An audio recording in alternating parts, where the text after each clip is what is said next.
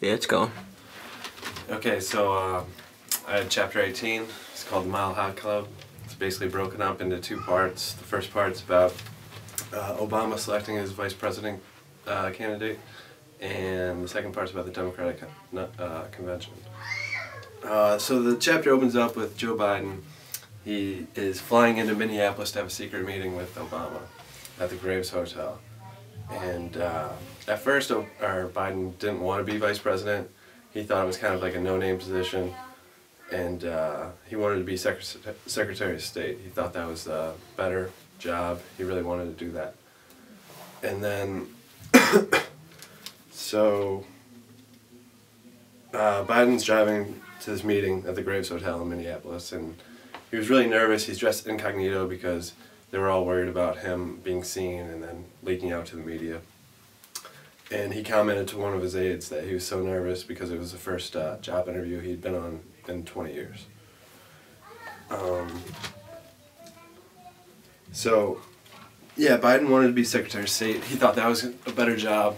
But once Obama started pushing the vice president job, really got his competitive juices flowing. And once he found out who the other candidates were for the job, it really made him want the job. So,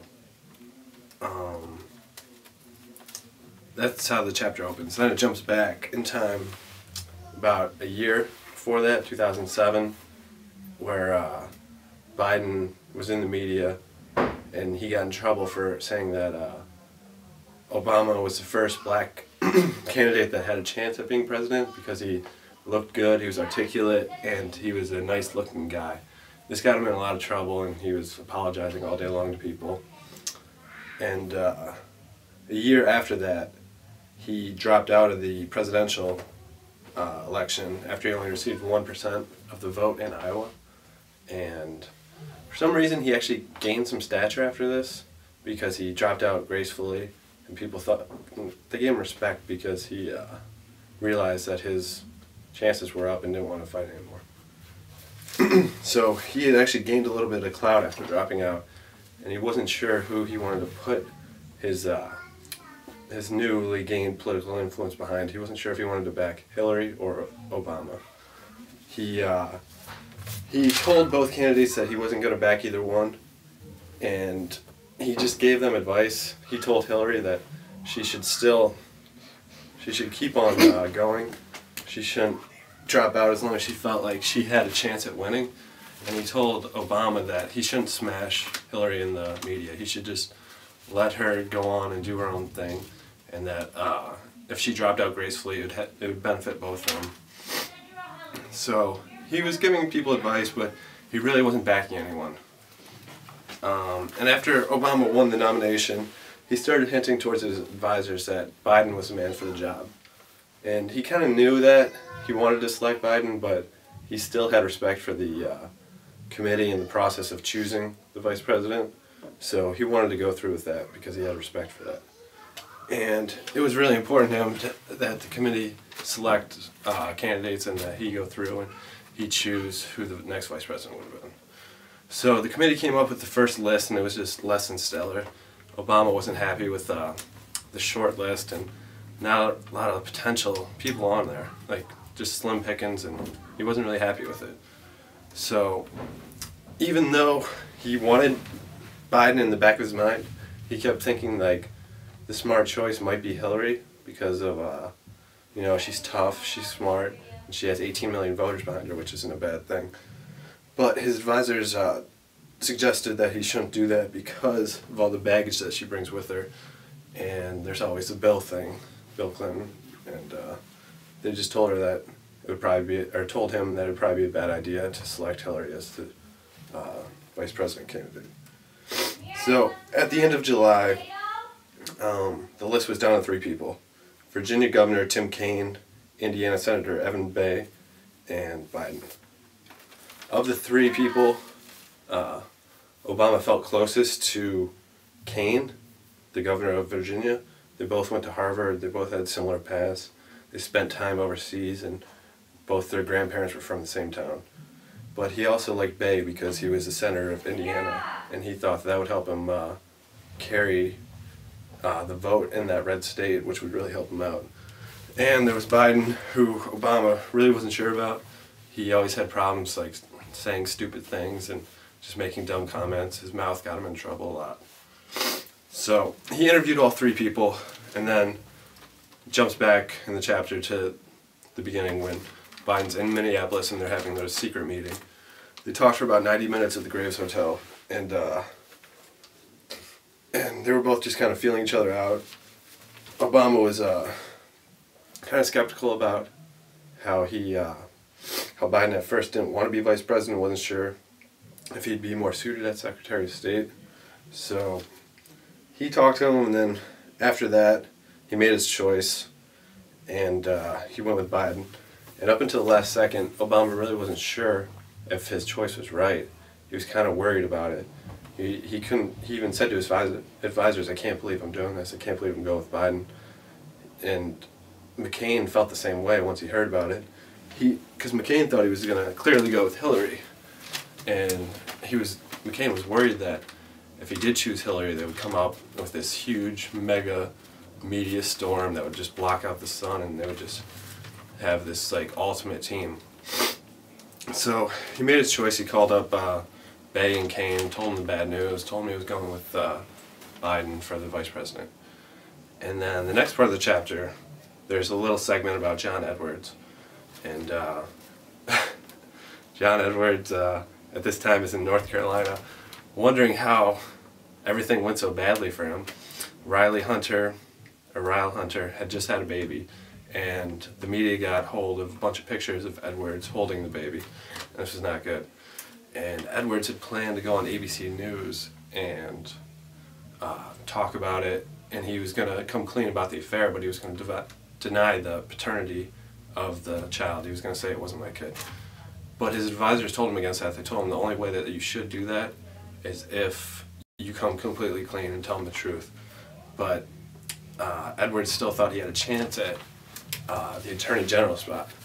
And when his advisors heard this, they were just blown away. They couldn't believe what they were hearing. This guy is just crazy. He thought that he still had a chance after all this horrible stuff came out in the media about him. And they told him, "You know what, John, that went away a long time ago. You need to just call Obama and just back out." And he didn't do that.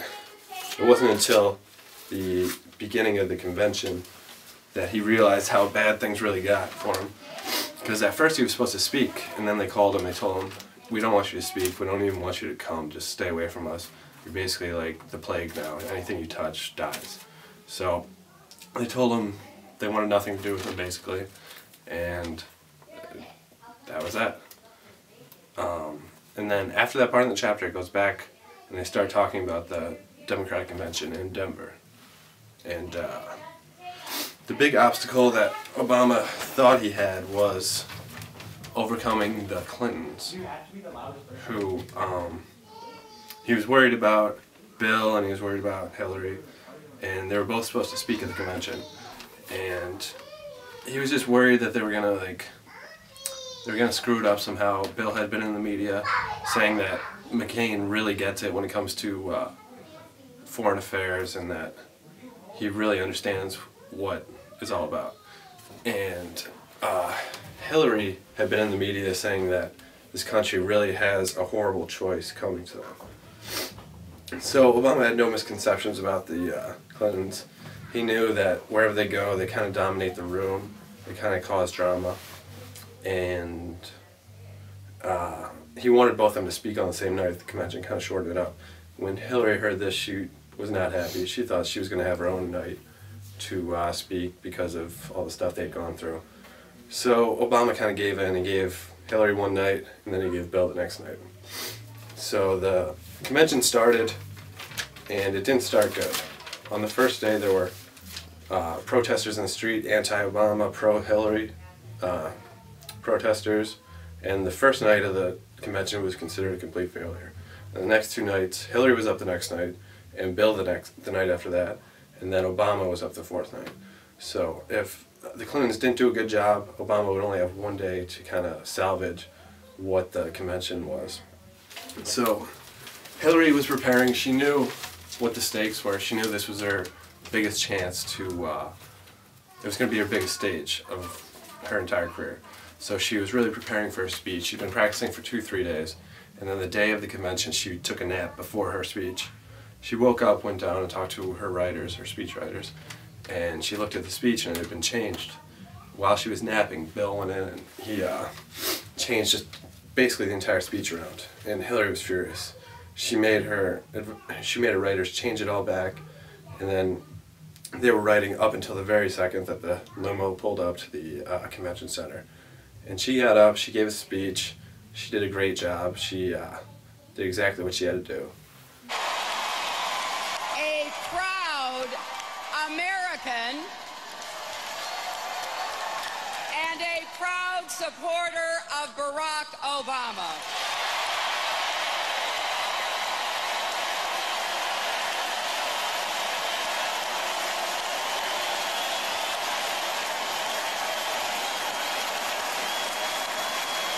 My friends, it is time. And then the next night was Bill. He was not as nervous. For him, it was just another day in the park. And he refused to give Obama and his people any kind of pre-written speech. He was waiting up until the last second.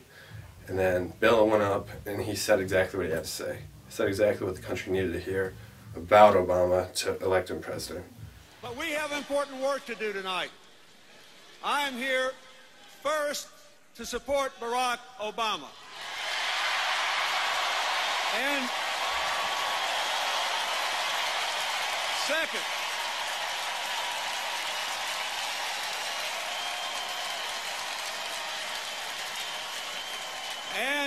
second, I'm here to warm up the crowd for Joe Biden. Other big things about the convention was Ted Kennedy's speech. He had recently been diagnosed with cancer, and everyone knew this was his last convention that he was going to be talking at because he was probably going to die soon. And another big thing was Michelle Obama, her speech. She walked out with her 2 kids and really humanized herself. She'd been practicing with speech writers for about a month before that. She really did a great job. And then the 4th night, Obama was up, and it was just one of those moments that he lived for. You know, he just got up there and he killed. He did a great job. And basically the whole convention was considered a massive success. They'd taken back control in the election, because before... Going again. So they were both worried about, or wondering who McCain was going to choose as his running mate. And while they're on the plane, one of Obama's advisors comes back and breaks the news to him, tells him it's Sarah Palin. And Obama was quoted saying, "Wow, she really is changed." And then Biden was quoted as saying what millions of people actually thought. And he said, "Wow, who's Sarah Palin?" And that was chapter 18. And that's it.